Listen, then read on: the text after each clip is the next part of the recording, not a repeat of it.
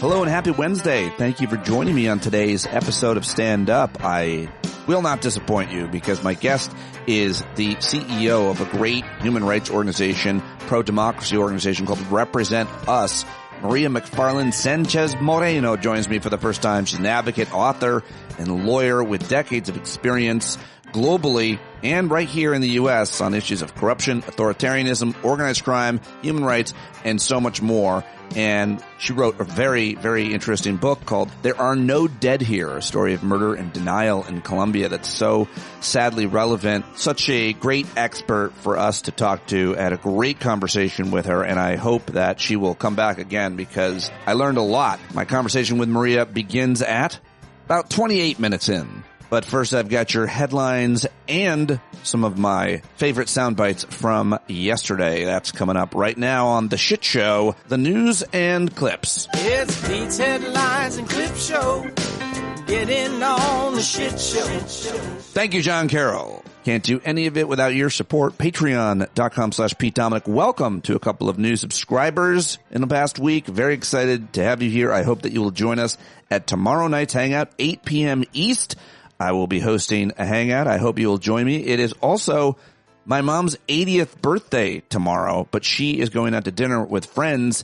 I'll hang out with you and celebrate with her all day and throughout the weekend. But if you're a friend of mom's, she's made an amazing recovery after her terrible car accident with dad on January 7th. They're both doing great 2 months later. So go wish mom a happy birthday. Happy early birthday. Mary Dominic, love you. All right, let's get to your headlines. Of course, the top story continues to be the second week of a bombing of Iran, and concerns continue to grow every day now about the inevitable and entirely predictable consequences of this energy crisis that we now have. Energy Secretary Chris Wright tweeted that the U.S. Navy escorted an oil tanker through the Strait of Hormuz, a headline that got blasted across all the wire services, and then he promptly deleted the tweet. How about that? Fox Chief National Security Correspondent Jennifer Griffin said, "This is not true about that tweet. I am told from well-placed military sources no U.S. military assets have escorted any oil tankers through the Strait of Hormuz as of yet, despite the fact that Secretary of Energy Chris Wright's claim to the contrary." And CBS News is reporting that U.S. intelligence assets have begun to see indications that Iran is taking steps to deploy mines in the Strait of Hormuz shipping lane. Iran is using smaller crafts that can carry 2 to 3 mines each, apparently. While Iran's mine stock isn't publicly known, estimates over the years have ranged from roughly 2,000 to 6,000 naval mines of Iranian, Chinese, and Russian-made variants. Oh, great. Now they're mining the path that all of our energy, much of it has to travel through, the world's energy. Gas market analyst Patrick DeHaan says, wow, this would be a major escalation and nightmare and would push oil prices to a worst-case scenario. Trump posts on social media, if Iran has any mines in the Hormuz Strait, we have no reports of them doing so we want them removed, though, immediately. If for any reason mines were placed and they were not removed forthwith, he does not say forthwith, the military consequences to Iran will be at a level never before seen. If, on the other hand, they remove what may have been placed, it'd be a giant step in the right direction. So, to mine or not to mine? I think the Iranians are going all out. Trump administration officials yesterday asked their Israeli counterparts to not continue bombing Iran's energy infrastructure, according to Axios. It's the latest indication the U.S. and Israel have different aims in the war. They jointly started 10 days ago. The U.S. request comes after Israel bombed Iranian oil facilities, created clouds of black smoke above Tehran. The issue is not going away. No, it is not. Also, Chief Pentagon spokesperson Sean Parnell confirmed to MS Now that about 140 U.S. service members, I saw numbers like 150 as well, had been wounded since the start of U.S. operation in Iran 10 days ago. The vast majority of these injuries, he said, have been minor, and 108 service members have already returned to duty. He added that 8 U.S. service members remain severely injured and are receiving medical treatment. Senators on the Armed Forces Services Committee received a briefing at the U.S. Capitol yesterday about the U.S. military offensive. I'll give you sound from a couple of them. As the war with Iran enters its 11th day, lawmakers look to understand how much it costs, but did not get any answers. Senator Elizabeth Warren, who I'll play later, told reporters that briefers did not provide a cost estimate. What's that about? Also yesterday, we learned that Jabba the Pizza Hut talked to his boss, President Vladimir Putin, for about an hour on Monday about the Middle East, the conflict in Iran, and the global energy market. And the reason we know this is because a Russian told journalists, yeah, that's right, a foreign policy advisor to Putin told journalists, and Americans didn't know. The American public didn't know that they talked. That's a big deal. It's a very big deal that they got on the phone, and we found out because the Russians, they probably talk all the time because, yeah, I mean, I think Trump has to get his marching orders. I don't know what I believe about that, but I do know that Vladimir Putin is a KGB agent and Donald Trump is the easiest mark anyone has ever seen, and he can't believe his luck. Let's see, what else do I have for you?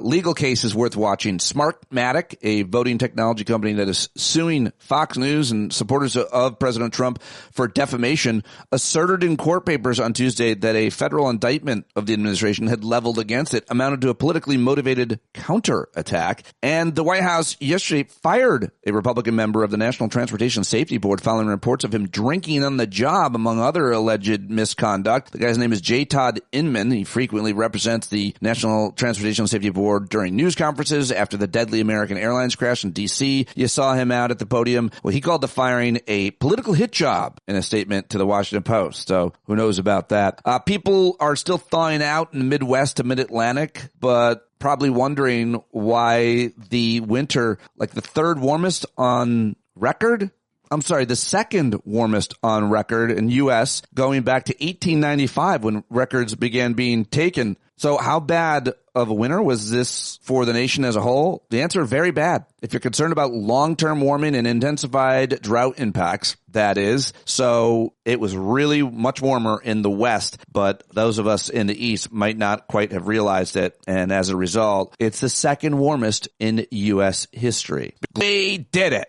again. What does that mean? I'm not sure what that means for the West and California's spring and summer and drought and wildfires, but I bet it's bad.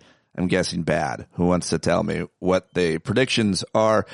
Last night, Democrat Sean Harris, who appeared right here on the show, and I'm sure this is why, Republican Clay Fuller, who got a endorsement from Jabba himself, will advance to a runoff election next month to replace Congresswoman Marjorie Taylor Greene after a jam-packed special election race. So the runoff is set to take place April 7th. We'll have to talk to Sean Harris again. Georgia Republicans had feared that the crowded Republican field and Democratic consolidation around Harris, a former veteran, Army Brigadier General and farmer, ran against Marjorie Taylor Greene in 24, would help boost the Democrat. Not only did Harris make the runoff, but he was leading the Republican in the AP's tally of voting last night. This is a big development. Could he win? Could he possibly now win? Sean Harris? April 7th is coming. Anybody you know down there, let them know, and maybe just maybe he can pull off a miracle. I'll try to talk to Sean one more time before then, at least. All right. Well, those are the headlines that here's one more. I saw this yesterday. I thought it was important. From Axios, got this scoop. White House Deputy Chief of Staff, guy named James Blair, apparently privately urged House Republicans yesterday at a gathering to stop emphasizing mass deportations. He said that instead he wants them to focus their message on removing violent criminals, according to sources who are in the closed-door meeting. Mass deportations were central to Republicans' 2024 campaign message, and now they're trying to change it. I think it's a little late. Nearly half of Americans say that Trump's mass deportations campaigns are too aggressive, including 1 in 5 voters who backed the president himself back in 2024, according to a political poll. So this guy delivers the message during a policy listening session with House Republicans at their annual retreat yesterday in Florida, encouraged members to focus on deporting violent offenders rather than defending the border concept of mass removals. So it's a pretty big development, and it matters. And so that's a good scoop from Axios I thought I would share with you here.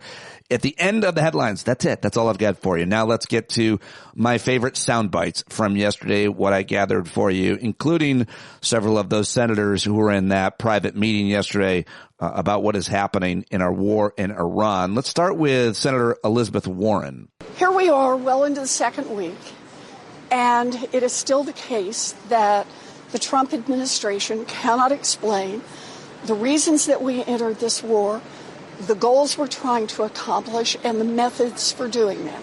The one part that seems clear is that while there is no money for 15 million Americans who lost their health care, there's $1 billion a day to spend on bombing Iran. Yes, Elizabeth Warren emphasizing the cost factor, and I think that's going to be pretty effective. Here is Senator Chris Murphy. He was on MS Now yesterday with Nicole Wallace. What is the reason, if the nuclear program isn't the reason, as poor Ted Cruz, I never thought I'd put those three words together, is over there talking about nukes? And we know that the intelligence did not suggest that an attack was imminent from Iran. What is left? Why are we at war with Iran? Great question. Yeah, great question. I mean, the simplest explanation, might be the one that they gave 24 hours in, that they've kind of tried to backtrack since then, which is that Israel made us do it. That Bibi decided on this timeline. Netanyahu decided he wanted to attack. And he convinced Trump to join him by scaring Trump into believing that U.S. assets in the region would be at risk. And so Trump was better off just joining Netanyahu. I hope that isn't the full explanation, but you're right. As we are now hearing that the nuclear program is not part of their targeting campaign, as we're now more confident that even harder line leadership is taking hold, as the Strait of Hormuz is still being shut down, even as we get their Navy, what's left as the explanation? It might just be that Israel forced our hand. And how weak does that make the United States look? How weak are we if our allies can force us into wars of choice that are bad for U.S. national security interests? Yes, well said, Chris Murphy. And here's one more Democratic senator from Delaware. It's Chris Coons. President Trump gives answers out of both sides of his mouth in the same day, partly to influence oil prices, partly to keep our allies guessing, and I think largely to try and keep our enemies on their back foot. I also think right now the clearest winner from this war in Iran is Russia. It's stunning that President Trump is on the phone with Vladimir Putin and spending more time consulting with him than he is with Congress and the American people. All right, well, there's three Democrats from the Senate. Now let's listen to the Republican leadership in Congress in both the House and Senate. First, it's a short clip, just a couple quick clips. I'm sorry, I got to do this to you, but I do, of Lil Mike Johnson, who sat down with, I guess, NBC News yesterday when all the Republicans were gathered in Florida. They're giving the same information, essentially, that they're saying publicly, and that is that this was a limited operation, an excursion. I don't call it a war. We've not declared war. This was an operation limited in scope and time, entirely consistent, not only with the Constitution, but within the tradition of previous presidents in recent years, in our lifetimes. None of that makes sense. The way that he says it with his stupid little tone is infuriating, and I'm here with you, just on fire listening to that guy. And now, unfortunately, I have to give you a little more because he was asked whether or not they would ever vote for congressional authority. But if this does drag out for a month, 2 months, 3 months, is there a role for Congress then to step in and either do a war powers resolution or a formal declaration of war? What is the, at what point does Congress need to assert itself? We'll have to see. We have asserted ourselves. The president, to this moment, and his administration have complied in every way with every provision of law. They have informed us both before, after, and during the operation. We've been in almost constant contact about it. They're keeping Congress apprised, which is the legal obligation.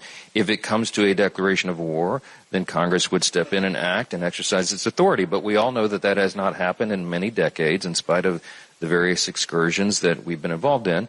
This commander-in-chief desires peace. He's demonstrated that on the world stage. He's ended 8 wars, as he always reminds us, and he's trying to end the others. But this was a situation with an avowed enemy of the United States that had killed American citizens, presenting imminent harm to our troops and personnel and citizens, and the president acted accordingly to protect America's interest, and I think that's appropriate. That's not appropriate. You're not appropriate. Awful. Every single meme of him being a little lapdog is the best.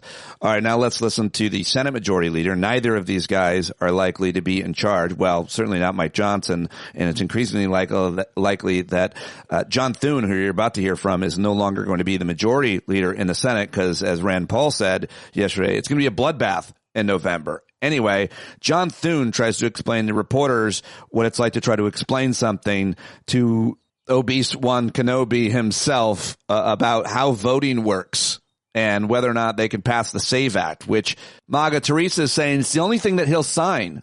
Well, guess what? You could pass other legislation. If he doesn't sign it, it'll just sit there and it'll become law. That's how it works, apparently. But John Thune doesn't have the votes, and he tried to explain that to Trump about the SAVE Act in particular. Here it is. Do you run a risk of being on the wrong side of President Trump in your resistance to do this talking filibuster, tying the Senate in knots for weeks? We don't have the votes either to proceed, get on a talking filibuster, nor to sustain one if we got on it. But that is just a function of math. And there isn't anything I can do about that. I mean, I understand the President's got a passion to see this issue addressed, as we all do. Does he understand that, though? Well, we've conveyed that to him, but we will continue to make that argument because I think it's important that everybody understand that this really is about the votes. It's about the math. And I'm for better or worse, I'm the one who has to be the clear-eyed realist about what we can achieve here. And so we'll continue to convey that. And I think that we're going to have the fight on the floor. We're going to vote on this. We're going to put it up, and we'll give the Democrats the opportunity to cast their vote on whether or not they think non-citizens ought to vote in American elections. And so that debate will happen. But like I said, I can guarantee the debate. I can guarantee a vote. I just can't guarantee an outcome. That's such a what a piece of shit. Guy tries to act like he comes off as moderate in tone and behavior and rhetoric, but he just said that Democrats want non-citizens to vote. There's not a Democrat in the House or Senate that has argued for that or wants that. And he just manufactures an argument that is not in any way what people believe. It's like open borders. They want open borders. No one says that. They want to defund the police. Nobody's saying it. You're saying that we believe things that we don't believe. And I think that's the hardest thing for me throughout my years of covering politics to hear and not hear some kind of pushback on hard pushback. Anyway, all right. Well, here is Senator John Kennedy. He was on CNN yesterday and he struck a kind of conciliatory tone about killing a bunch of girls in Iran. I liked this and appreciated it, so I wanted to share it with you. Though you actually talked to NBC News last night about that strike on the girls' school, and you said it was terrible. We made a mistake. I'm just so sorry that it happened. Why did you feel like it was important to say that? Because I think it's the truth. I mean, we're investigating, but I'm not going to hide behind that. I think it was a terrible, terrible mistake. The investigation may prove me wrong. I hope so. The kids are still dead. But I think it was a horrible, horrible mistake. I wish it hadn't happened. I'm sorry it happened. Yeah, I can assure you it wasn't intentional. That's the sort of thing Russia does. We don't do that.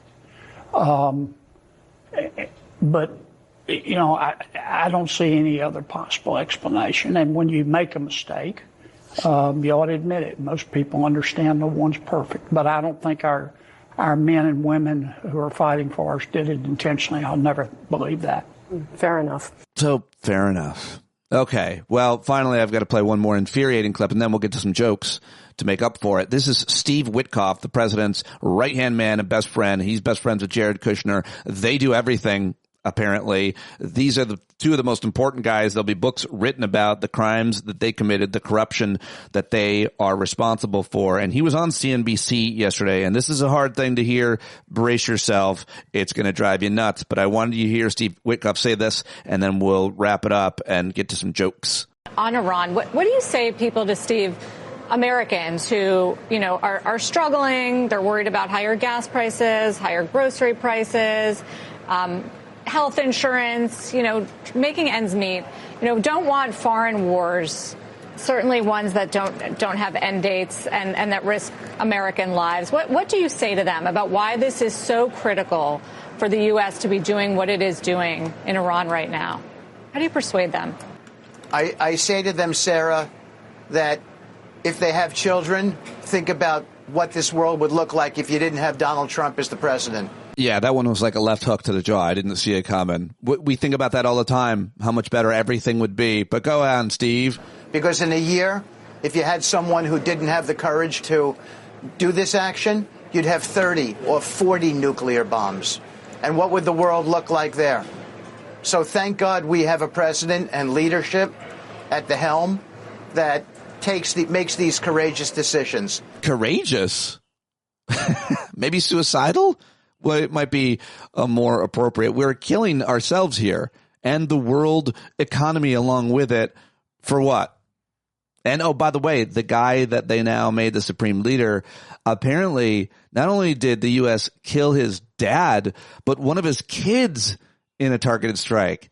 So it's turning into a revenge movie, and I don't like this movie. I know you don't either. Hurry, let's get to some laughs. Got out today. It was a fantastic day in New York. It was 70s, sunny. It would be a great day to hold a parade, and I guess we should, because according to the president, the war in Iran is over. Yesterday, he told a CBS reporter, "I think the war is very complete." Pretty much. Oh, so it's not totally over. Oh, now it seems weird that I ran out of Times Square and French kissed an Elmo. Yeah.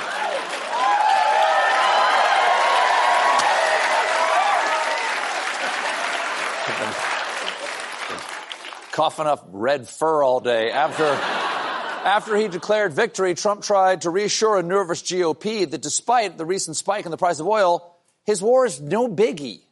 We took a little excursion because we felt we had to do that to get rid of some evil.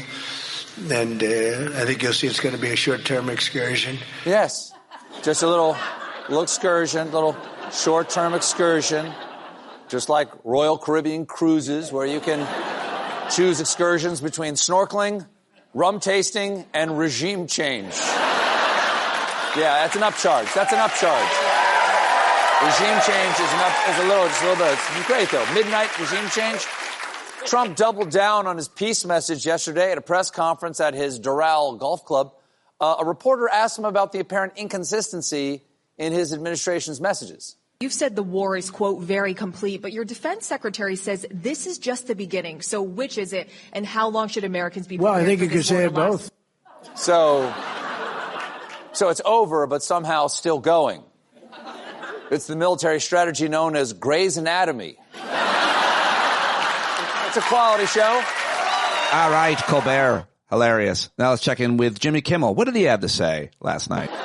Trump said yesterday that the war could end very soon, which would be encouraging had he not also told us he'd end the war in Ukraine in 24 hours. The price of oil and, as a result, gasoline has skyrocketed over the past 10 days, so much so that some of Trump's advisors now want him to declare victory and pull out, like he should have done the night Eric was conceived. That's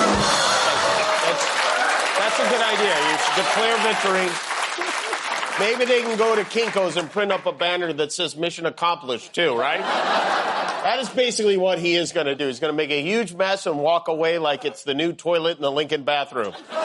Trump claims we are way ahead of schedule on the war. He's got a schedule, which means it should be over just around the time we see his taxes and the rest of the Trump-Epstein files. Ironically, this war he launched to distract us from those could turn out to be more damaging to him than the Trump-Epstein files themselves. They're saying this could be worse, and that would mean he'd have to come up with another distraction from the war. And if you do need that, Mr. President, I got a good one. You know what would distract us from the war? Release the unreleased Trump-Epstein files. That would be a shiny object we could gather around. Our Secretary of War, Pete Hegseth, is trying to calm those concerned about the duration of this war. He said, I want the American people to understand this is not endless. It's not protracted. We're not allowing mission creep. And that's straight from the creep in charge of the mission himself. So Hegseth said today would be the most intense day of strikes on Iran. I think one of the things that's most troubling about this is how excited Pete Hegseth gets to bomb people. Like he would do it even if he wasn't getting paid, just for the love of it, just for the hell of it. But he is getting paid, and he's spending a lot of money. There was a report from a government watchdog group that says Pete Hegseth blew through $93 billion in September of last year alone. Again, just in September, he spent $2 million of taxpayer money on Alaskan king crab. He spent $6.9 million on lobster tail, $140,000 on donuts, $124,000 on ice cream machines, $26,000 on sushi preparation tables, and $15.1 million on ribeye steak. What is this, my 600-pound Defense Department? How are they eating so much food? Can you imagine? I want you to just put this in your head for a second. Can you imagine the size of the egg Sean Hannity would lay if a Democrat had spent millions of dollars on lobster tails and sushi preparation tables? He would never walk again, okay? The president also spent more, Pentagon rather, on furniture last year than they have over the whole past decade. But that's because the vice president humped all their couches into disrepair. They racked up quite a bill, $12,000 on fruit basket stands, which is so funny. You know, he's been going around saying, we're making the military manly again. We're war fighters. Now, where is the stand for my basket of fruit? Yes. There you go, Jimmy Kimmel. I wanted to play that second part because I forgot to mention that story about the wild spending spree that Pete Hegseth and the Department of Defense did at the end of the quarter. They had money to spend, so they just wasted it on themselves. That would be such a massive story if Lloyd Austin or any other Secretary of Defense for any other president, including a Republican, had done that. But billions, apparently. Billions on all kinds of crazy shit. $93 billion spending spree in 2025. Absolutely insane, and hopefully we can talk more about that. But now, it's time to get to my guest on today's show. And a reminder, I can't do that news segment and this daily program without your paid subscription. Patreon.com/Pete Dominic. Also, you can go subscribe on YouTube and Substack for free, and those numbers matter, as does every other social media platform. Please spread the word. Write a review for this show on Spotify or Apple Podcasts if that's where you listen. And thank you very much. Maria McFarland Sánchez-Moreno is the CEO of a great organization called RepresentUs. She's an advocate, author, and lawyer with 2 decades of experience globally and within the U.S. on issues of corruption, authoritarianism, organized crime, and human rights. She's held multiple senior positions at Human Rights Watch and served as the executive director of the Drug Policy Alliance, at the helm of a team running groundbreaking state and national campaigns. She has a very interesting personal story. Peruvian-American, came of age in Peru at a time where it was crazy there. Internal armed conflict, economic crisis, and then this corrupt autocracy that I talk about with her. Early in her career, she contributed to the extradition and trial on charges of corruption and crimes against humanity of the former Peruvian President Alberto Fujimori. Her nonfiction book, There Are No Dead Here, a story of murder and denial in Colombia, won the 2018 Juan E. Méndez Human Rights Book Award, and the Spanish translation is on its 3rd printing. She's got a law degree from NYU. She served as a judicial clerk on the U.S. Court of Appeals of the Fifth Circuit. Really impressive. Amazing organization. Go check out RepresentUs. Follow them on all the social media platforms. And I did try a different new wireless mic that I got, so my mic doesn't sound quite as good, but I only say that because I want to know if you notice. It's a little bit too much talking from me, period, but let me know if you can't deal with this mic sound at all. Okay, let's do it right now. Very excited to have Maria McFarland Sánchez-Moreno joining us for the first time. Wow, I've got such an amazing guest joining me today. For the first time, really excited to have her on the show. Her work, her career, her life, fascinating, inspiring, and really original. And now working with a very important pro-democracy organization, RepresentUs. But she's worked at Human Rights Watch and so many other organizations, and even clerked at the Fifth Circuit at one point. Went to law school, grew up in Peru. Dad was a foreign service agent. I'll give you the whole real intro on the podcast, but here we are live talking. And Maria, it's so great to have you joining me. Maria McFarland Sánchez-Moreno, welcome to Stand Up for the first time. Well, thank you so much. I'm delighted to be here. just a little bit about your own life, which I think matters a lot to the work you're doing. And so your dad was American Texan and went to college in Texas, then joined the military, Air Force, and then later the Foreign Service, which is like the State Department. I always think it's the CIA, whatever that means. I want to know a little bit more about your dad. But were you born in Peru? You grew up for a huge part of your life in Peru because your dad married a Peruvian woman and your mom? Yes, correct. So my dad was Air Force. He was in the Korean War, later wanted to work for peace for the U.S. and ended up at the State Department and became a Turkey expert. He met my mom in Peru, and they married and had me in Turkey. So I was born a U.S. citizen and a Peruvian citizen because you couldn't be a Turkish citizen when you were born there. And later on, my dad retired and we moved to Peru. And I arrived there in 1985 and lived there until 97, left when I was 20, and came here for law school. And that time in Peru was really formative for me. I arrived in the middle of an internal armed conflict, shining path, left-wing Maoist guerrillas committing horrific crimes, but also the military committing horrific crimes, economic crisis, and then we had a corrupt autocrat take over who people supported at first, including me. I supported him at first because I thought he was bringing security. And then I quickly learned how problematic it is to have basically organized crime running your government. So that was a big formative experience that shaped what I wanted to do later in my career and what I did as a lawyer. Just the autocrat in Peru part is, all of that's fascinating, obviously, but to just pull one thread of that formative experience, you said 85 to 97, you came to America and went to school, but you voted for this guy in 1995, right? And I think it's a really important story, time, Peru and Fujimori, because he was elected democratically, but then ruled as an authoritarian, as an autocrat. We can talk about the horrific things that happened as a result, but I think that's a hard thing for people to understand. We usually think of these kind of coups d'etats, these military overthrows and so on, but what we have here in the U.S.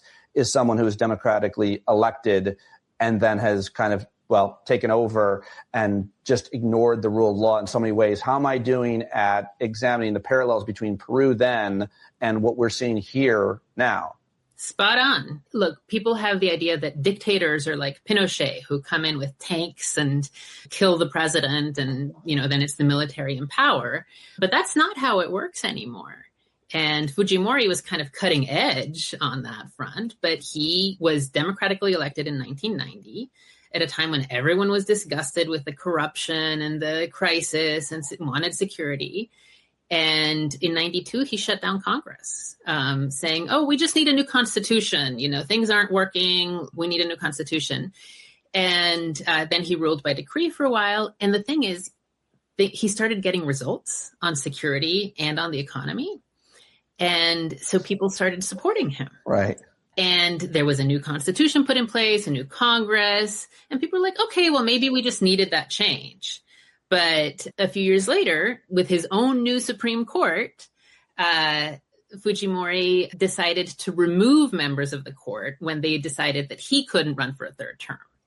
So he was breaking his own rules. And it was very clear at that point. This wasn't just about the country needed to reset or anything like that. This was about somebody running things just as a strong man. And then his government finally collapsed after all these videos came to light of his intelligence chief giving stacks of cash to members of the opposition and to judges and to owners of media companies in exchange for them supporting him in different ways. So he had a slush fund and he was using that to bribe everybody and control the country that way.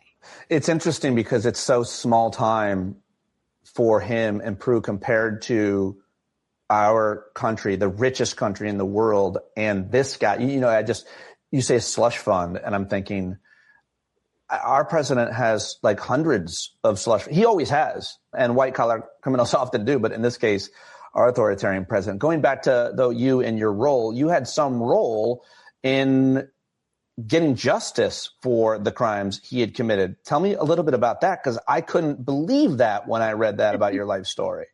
Yeah, well, I was very lucky to get to do something about it. Most people who experience an authoritarian government and atrocities like he committed, which I didn't experience directly but saw, you don't get to play a role in bringing them to justice. But Fujimori, after he was caught doing all of this, he fled to Japan and resigned by fax. And years later, he arrived in Chile, apparently trying to come back to Peru and figure out a way to do so legally without getting prosecuted. And I was involved in an effort to get him extradited from Chile to Peru to face trial.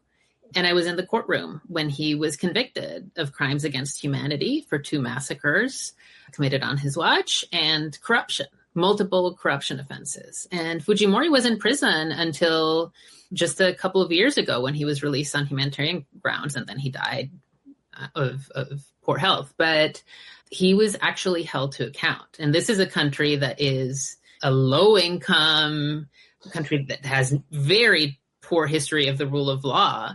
And yet we were able to do that. And that for me was an incredibly inspiring thing to do early in my career as a researcher at Human Rights Watch. It's amazing. It really is amazing to have lived through that and then be involved with the conclusion, I guess, or justice.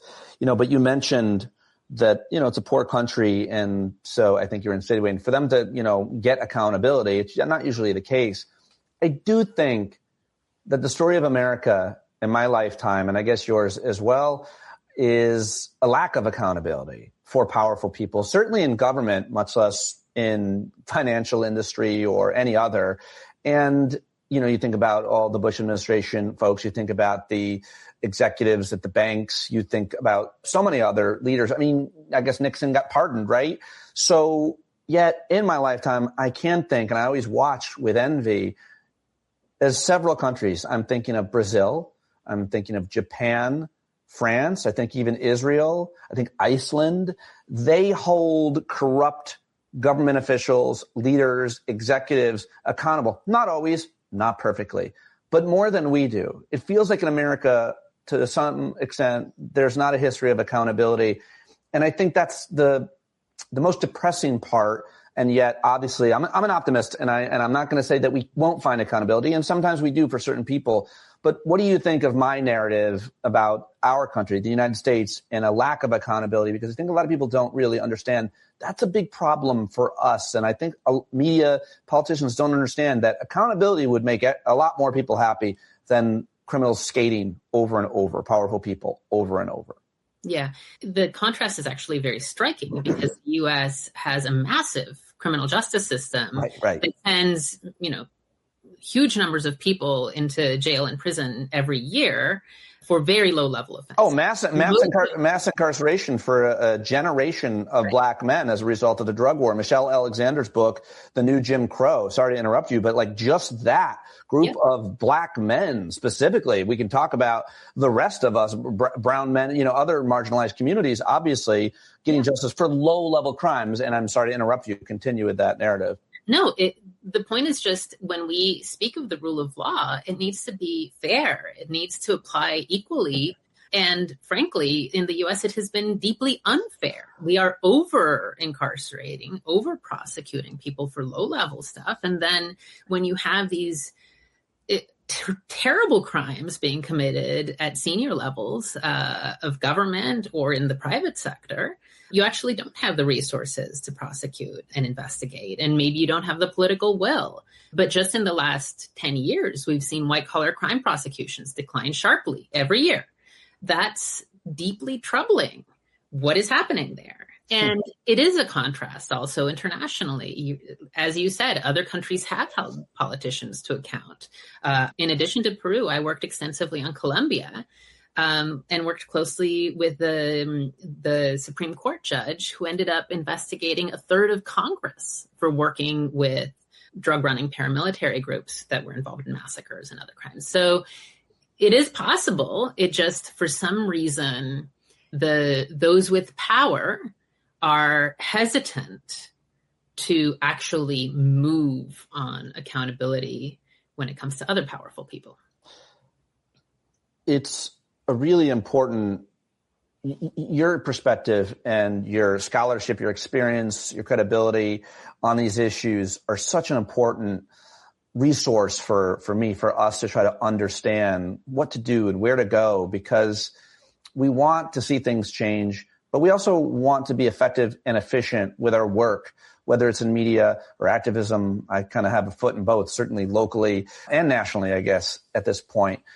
But it's hard to know what to do. So help me understand what we are supposed to do in terms of communicating, because the one thing I get stuck on is with any authoritarian regime, there's always like a certain percentage, pick your percentage of your country, that do support them. Let's say it's 30% that support the regime, that supported Saddam because they were Baathists. They were Shia. He was Shia, right? Or Sunni.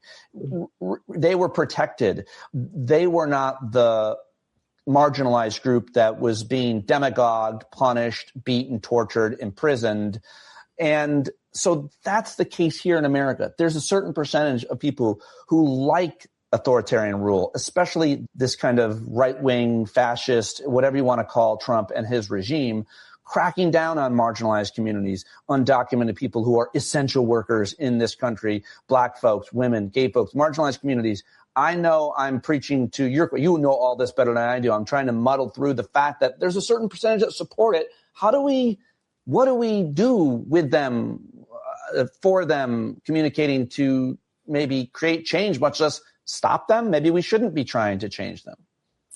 Yeah, I think you need to figure out where you want to put your resources and what's most effective. I agree that there's a certain percentage that's going to be almost impossible to move, that once they are in this certain information bubble, they may not even think that they're driven by hatred or desire to harm marginalized groups. They might just think that they themselves are marginalized, or there are all sorts of stories that people tell themselves.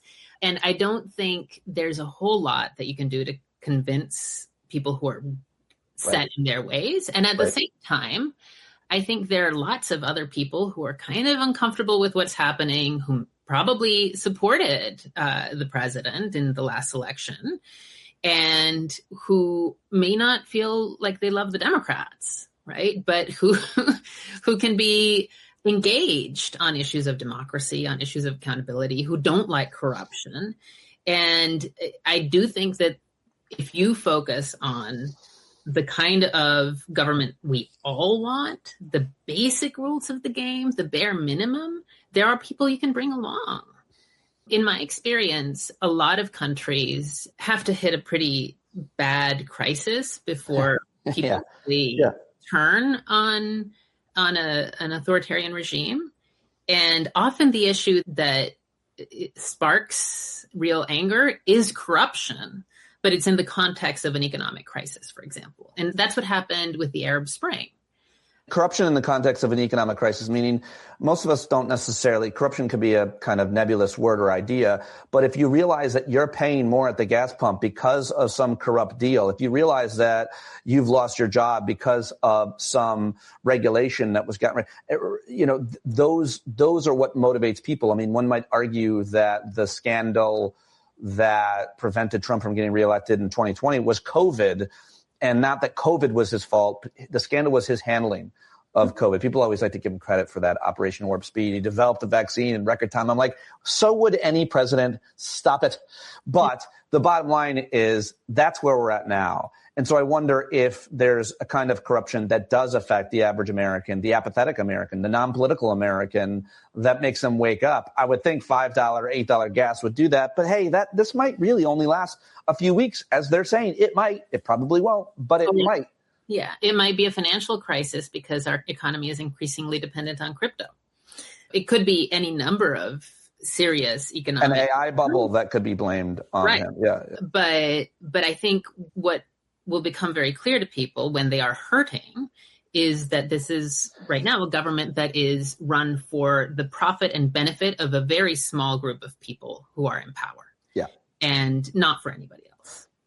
So your organization was created as a result of, or as a consequence of, or shortly after the Citizens United Supreme Court case, Represent Us. And so you're fighting hard against money in politics and unlimited campaign donations. I just talked to Tiffany Muller over at End Citizens United, which is a really great organization. And, you know, I wonder what you guys are focused on, because I'm asking this question about being effective and being efficient. What is your organization most focused on? What concerns, what problems do you see as the most imminent, and what strategy are you thinking about?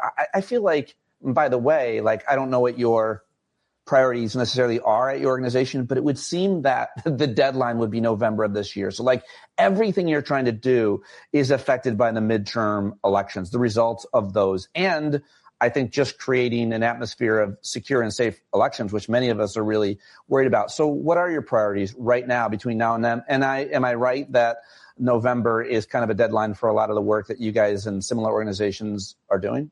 I think November changes things potentially. But look, we have short-term and long-term goals.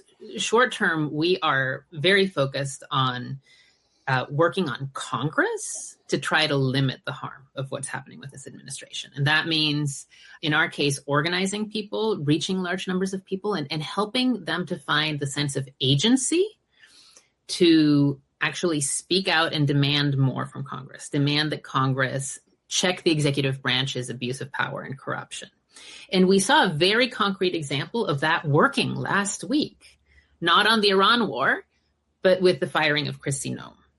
Earlier last year, we were among the first groups who were pointing out that if you give a huge budget to an unaccountable agency like ICE, you're setting it up to be a very abusive, unaccountable force. And that is what we saw. And after the killings in Minneapolis, we, of course, helped mobilize thousands of people to put pressure on Congress. And I think the fact that public opinion had swung against that level of brutality, including on the right, made it possible for more members of Congress than usual, more senators than usual, to say, you know what? We have a problem with what's going on at DHS. And you had the Dems, finding a spine, but also you had some Republicans speaking out and saying, we need to see more. And you saw Tom Tillis last week rail against amazing Noem in that hearing for 10 minutes. He didn't let her speak. He brought up her dog. Like, it was almost, it was a cheap shot in a way, but the point was, you can't train a dog. You can't train DHS.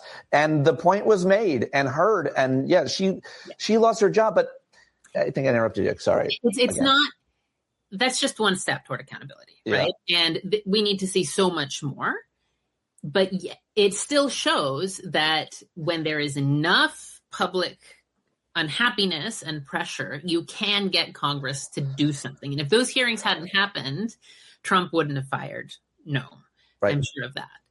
And so to me, that reinforces our sense that we're doing the right thing by investing in-person, in-district organizing, putting constituent pressure on especially people in swing districts who are more likely to be responsive to their constituents in this election year. They have to be if they want to get reelected, to hold the executive branch to account, at least on the worst things. So that is, again, mitigating harm in the short term.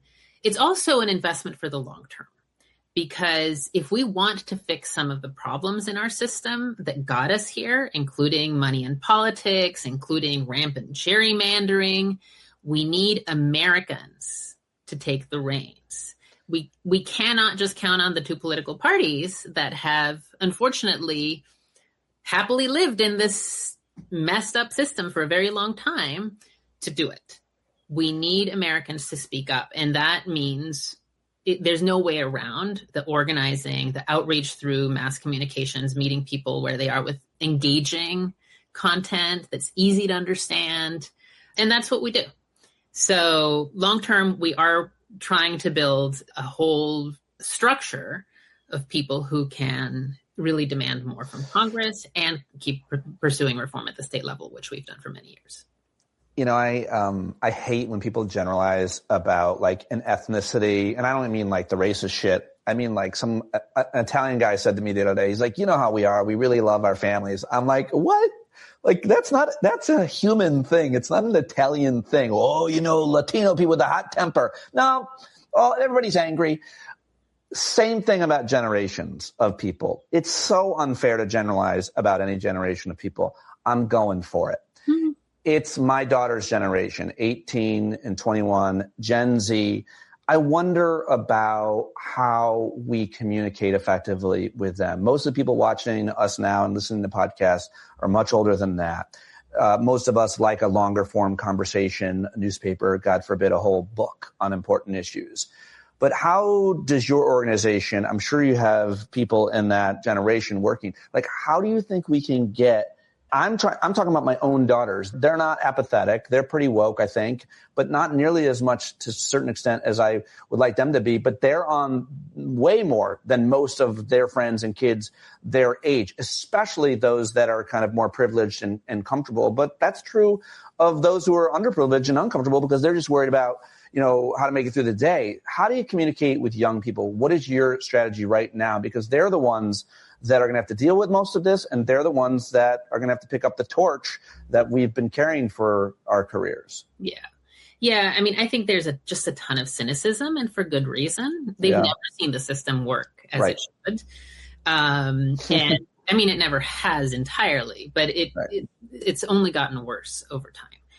And I think we need to be cognizant of that fact, cognizant of the fact that they're not getting information from the same places that our generation did, and that they have different approaches. I don't think I'm the right person to be speaking to Gen Z, right? So I think there's a lot of thought that needs to go into the right messengers and having Gen Z people themselves be the ones who are organizing, activating, having those conversations. I just met a group the other day, I think it's called Dream of America, that is Gen Z organizing. They're trying to be like an alternative to Turning Point USA. So that's more, liberal. And I think we should be very open to things that are emerging from the generation itself, and helping to amplify that, as opposed to just being like, here is our message from on high, generation that failed you. So that's my take on it. We are not currently running like specific programming for that generation, but rather seeking to partner with others who are. So let me just have you categorize the kinds of things you're seeing our country do, whether you call them crimes or corruption. It feels a fantasy, a fiction, a movie, because we'd heard about other governments throughout history doing these things to their people.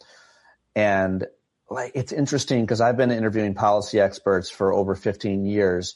So it's kind of interesting to see who gets a lot of attention, becomes more popular, and becomes more useful.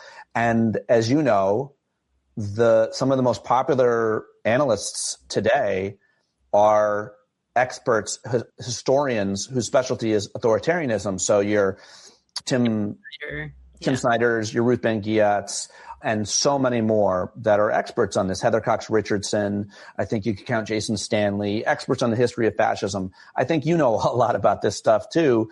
And I just wanted to hear how you characterize and depict some of this. Watching the U.S.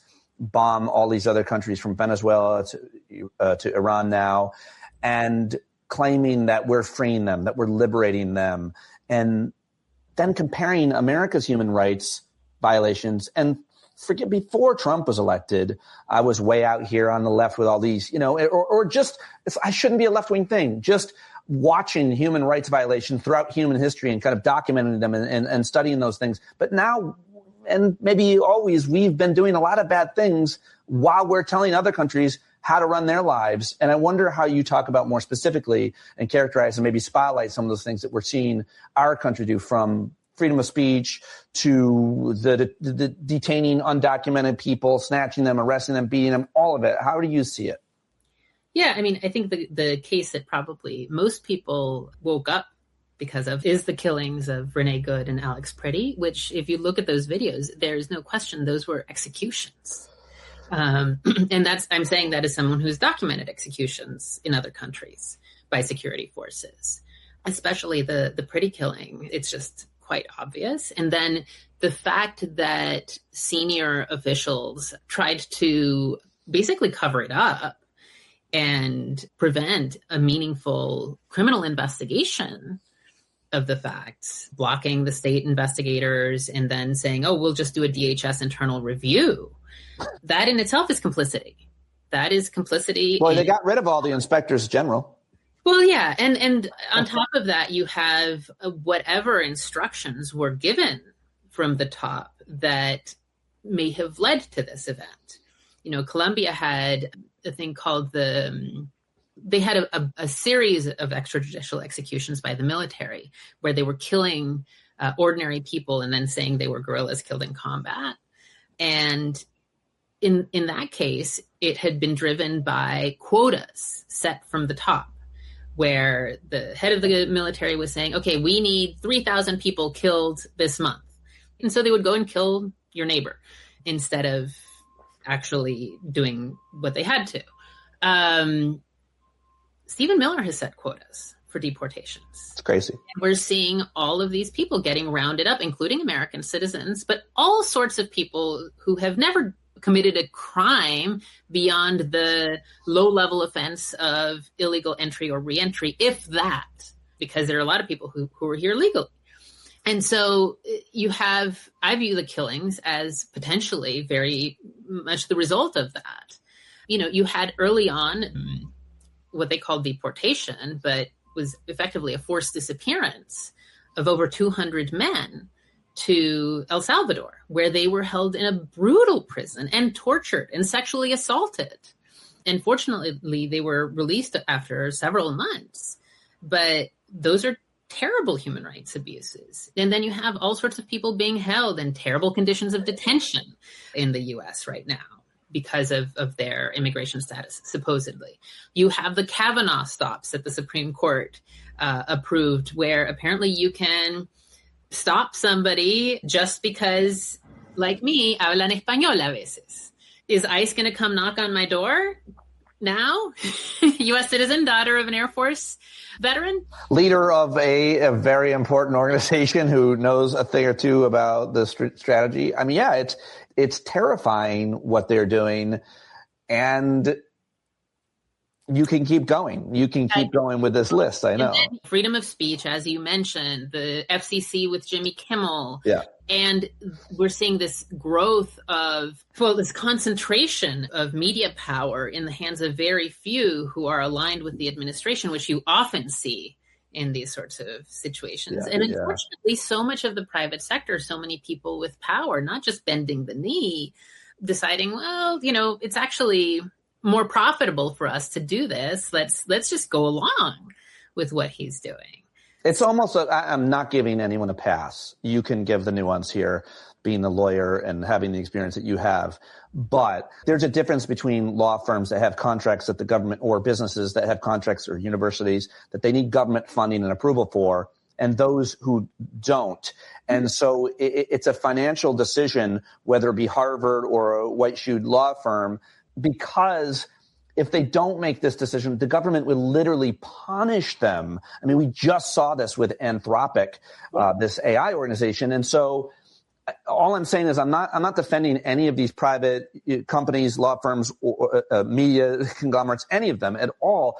But I do want to be clear that we've never had a government that would punish you, blackmail you, force you, say, if you don't do this, then if you don't let us use your AI to make evil robots, then we'll just go to somebody else.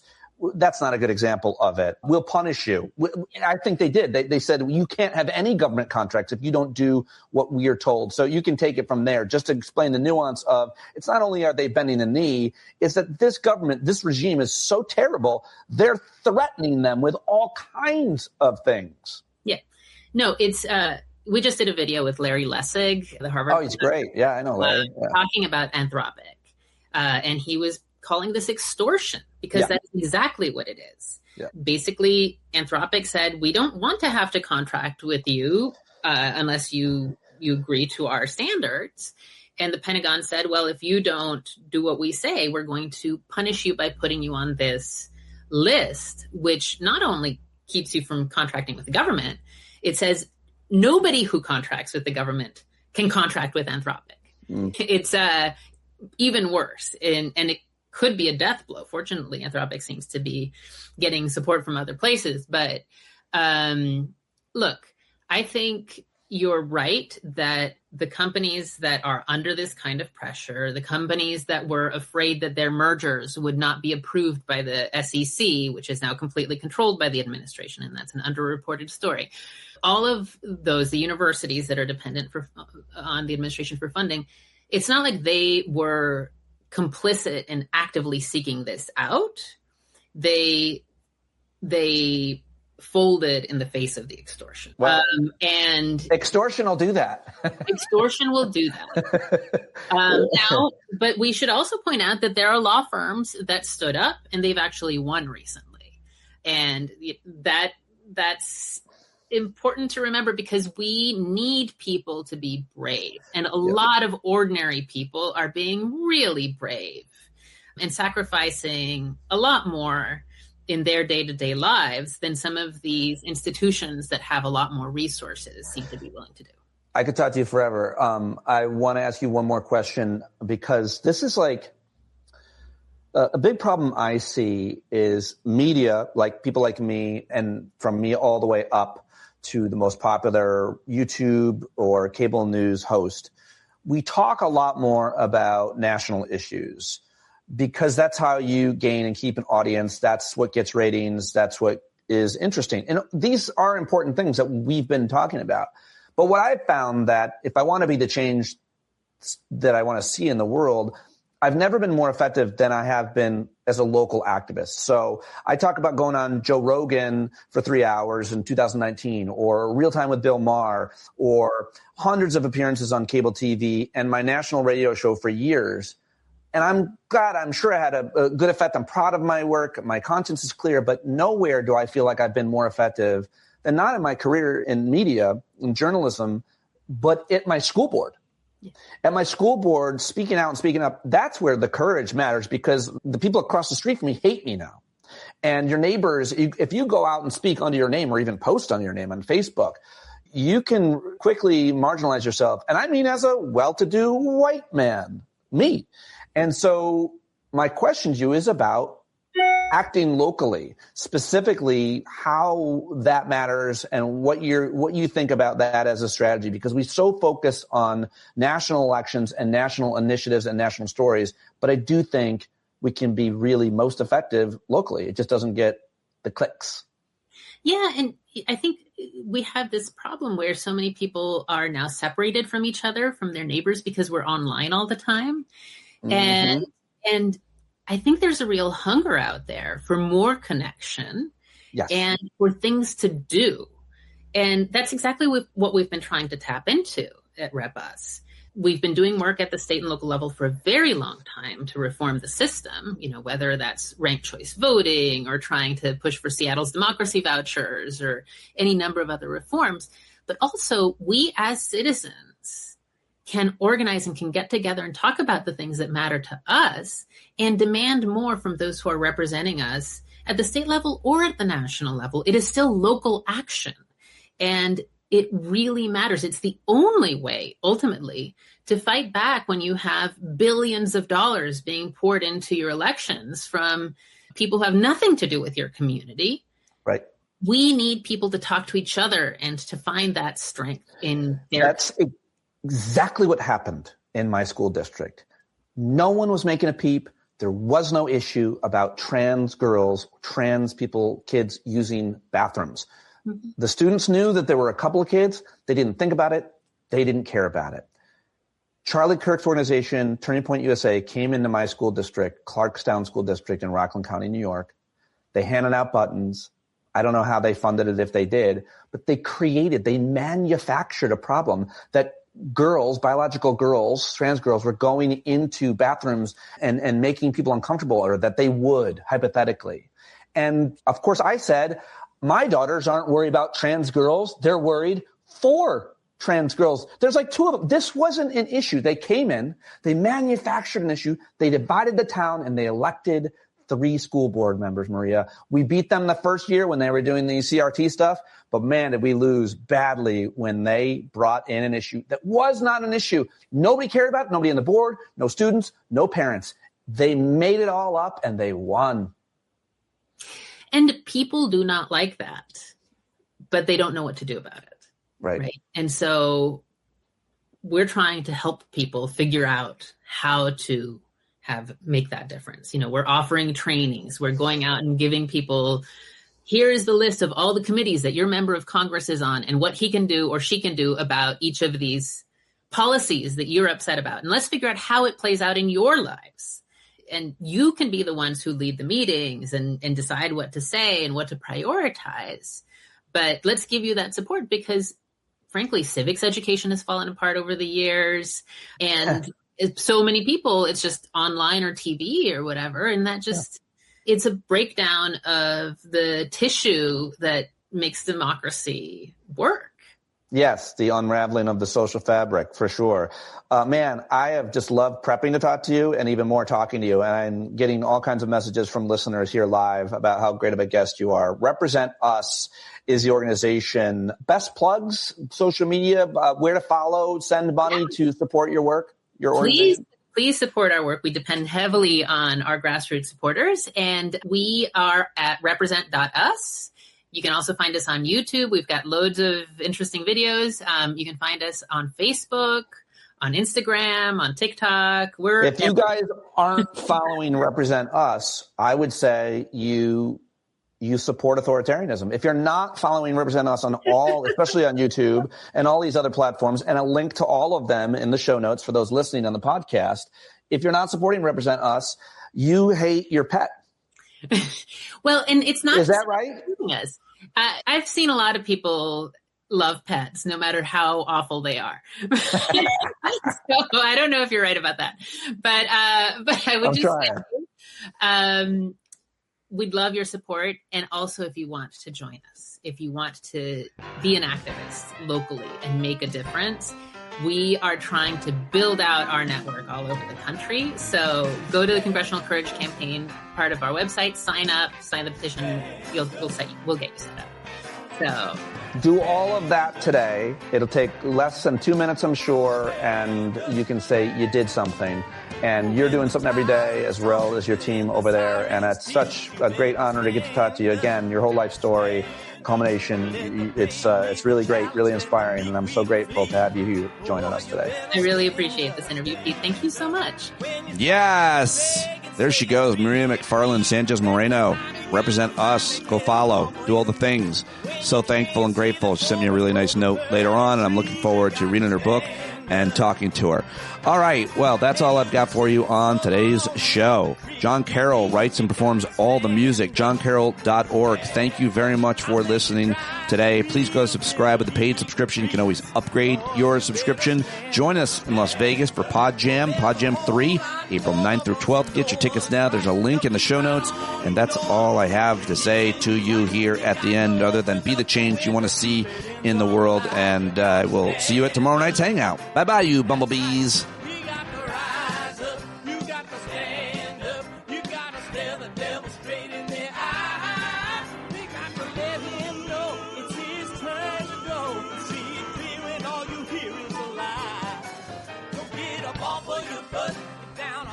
Your fence, even if it ain't a very friendly audience, well, they'll begin to listen when you start making sense and you stand up.